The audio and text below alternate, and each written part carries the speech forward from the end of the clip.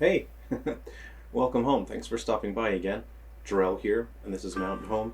So the other day, I finished working on this resophonic banjo.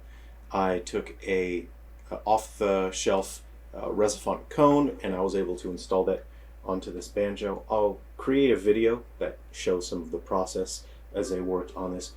It was this was a challenge. You can see I was able to get the bridge just there. So I'll play a little bit of that.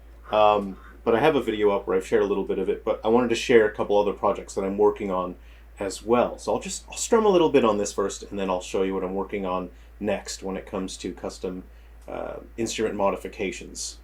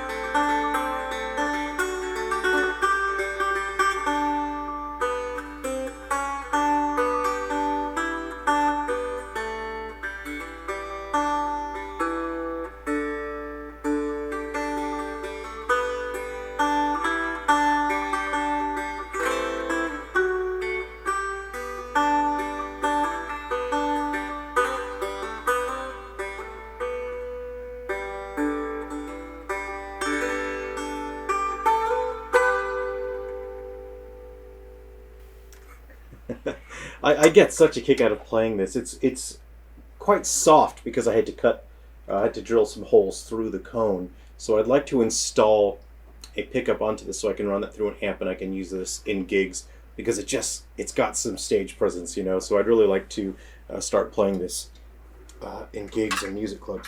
So what I'm working on next, a while back, I purchased this. It was from AliExpress. It came from China, and it was mislabeled as a mandolin. It's really a mandola scale, but it's not a very good mandola. It has a very weak, thin sound. The build quality is extremely cheap. The build material is okay. There's nothing terrible about it, but the build quality is just awful. Harmonia makes very very cheap instruments, and one thing that I had to do was I just put a toothpick under there just as a test to see, because something looked very wrong when I first got this. The intonation was way off. There was no way the intonation was ever going to be correct. This actually requires a 0 fret. So you see the nut here is this sort of very soft wood, and the action was absurdly high. It was like a skyscraper. And it actually requires a 0 fret. There should be a metal fret there, and there wasn't, so the intonation was so off. It was not even funny how off the intonation was. So I just put a toothpick there, and now the intonation is pretty close to being correct. If I wanted to, I would just remove that, and then I would put a fret in there. I haven't had time because I don't use this instrument because it sounds pretty bad. I'll play a little bit, and you can just hear.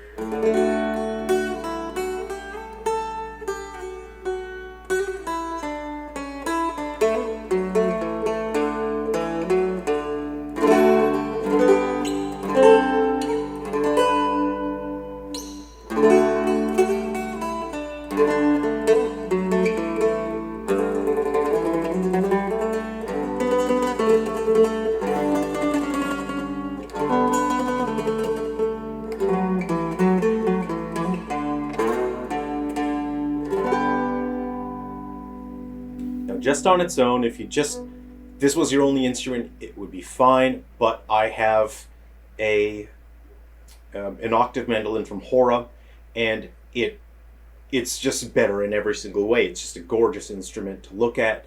It's beautiful. It's got a great voice to it. Definitely more deeply rich and complex than this. So what I'm going to do is I'm going to add a resophonic cone to this. So for cigar box guitars, you can purchase a kit.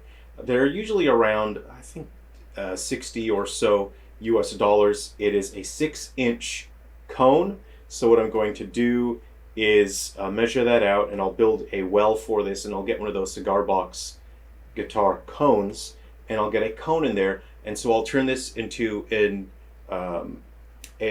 resophonic octave mandolin. I've tried searching online. From my understanding, they don't exist. It doesn't look like anyone's making them, and so yeah, if I put heavier gauge strings on this, I've just lowered the tuning. I've tuned this as an octave mandolin because as a mandola, it's awful. It's very unpleasant to play. It's off about the whole thing. But it's decent enough to where if I put a cone on that, it'll give me a reason to use the instrument, because then not only will it look pretty cool, I think it'll look really cool having that chrome plate on there, but it will add a unique voice to my arsenal.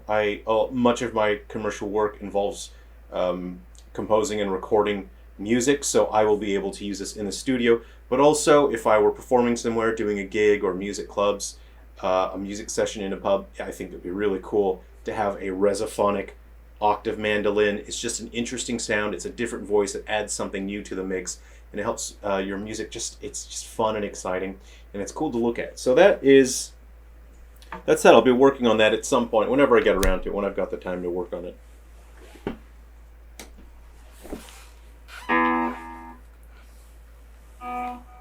Okay, and lastly, I have this youth-sized electric guitar from Karrera.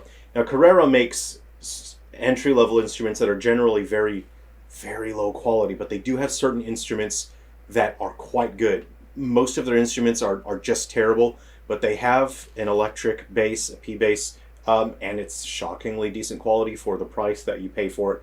Their acoustic basses are shocking. They are not good.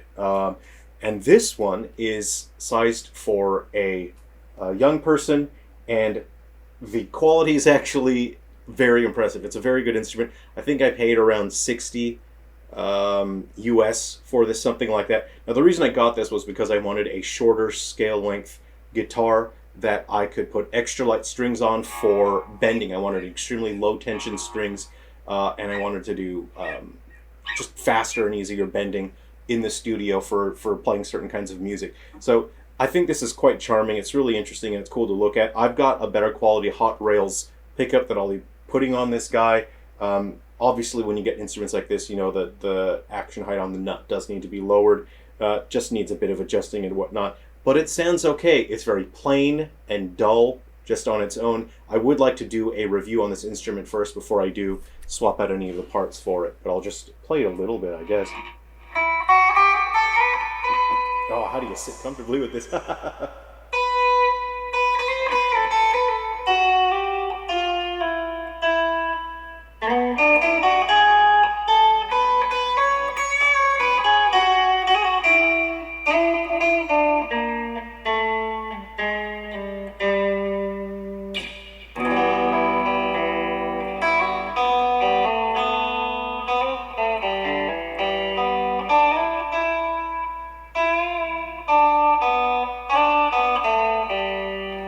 So it's not great right now. The intonation is off a fair bit. I'll be adjusting all of that. So it's a pretty neat. The build quality is very good, especially for the price that you get this for. So those are the projects that I'm working on now. I have a couple other instruments sitting around. I have a banjo dulcimer that I'm trying to finish for work as well. That's a whole build. I sort of set it out to be a big project, and I don't know if I'm going to have that finished in time for the project that I'm working on for work, so I may not have that banjo dulcimer ready, but that's another project I've been working on. So thanks for stopping by. I hope you enjoy taking a look at these instruments so far. Are you working on any cool instruments yourself? let me know in the comments. Take care, everyone. I'll see you around. Come home again soon.